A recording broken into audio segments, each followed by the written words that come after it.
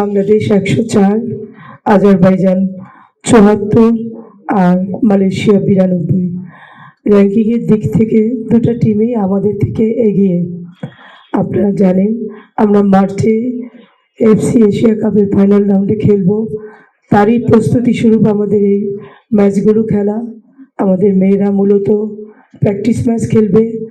তো চিটাগাংয়ে যেহেতু মেয়েদের এক্সক্লুসিভ ট্রেনিং করা হয়েছিল, হচ্ছে এখনও, তো আমরা মনে করি যে টিমের প্রিপারেশন অনেক ভালো। আর যারা ভুটানে ছিল ওরাও ক্যাম্পে এসে জয়েন করেছে অনেক আগেই, এবং ওদেরও ট্রেনিং অ্যাট এ টাইম হয়েছে, এবং সবার বোথ কম্বিনেশনে আমি মনে করি পিটার অনেক ভালো ট্রেনিং করিয়েছে, প্রিপারেশন ভালো। আমরা অ্যাকচুয়ালি মাঠে নামবো দুইটা ম্যাচই জেতার জন্য। ওদের স্বপ্ন পূরণে পাশে থাকতে পেরে আমরা গর্বিত।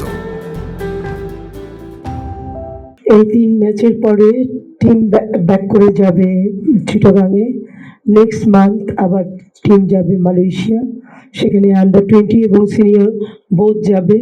সেখানে আমি ওদের জন্য ফ্রেন্ডলি ম্যাচ এবং 15 ডেজ ট্রেনিং অ্যারেঞ্জ করছি। মালয়েশিয়ার ন্যাশনাল টিম প্লাস মালয়েশিয়ার একটা নাম্বার 1 ক্লাব যেটা, ওটার সাথে তাদের যাচাই বাছাই এখনও শেষ হয়নি, এখনও করতে পারেনি। তারা সময় নিয়ে নিচ্ছে বেশি, যে কারণে 15 তারিখে সম্ভব না, কারণ আমার তো দল বদলের জন্য টাইম দিতে হবে। দল বদলের টাইম দিলে আমরা 27, 28 তারিখের আগে কোনোভাবেই পারবো না। এটা চুক্তিটার সময়টা পারবো, দেন আমি বলতে পারবো, এখন না। ঠিক আছে, ওদের ডিসেম্বর পর্যন্ত চুক্তি আছে। এটা যখন শেষ হবে দেন আপনাকে আমি ফেডারেশনের সিদ্ধান্ত জানাবো।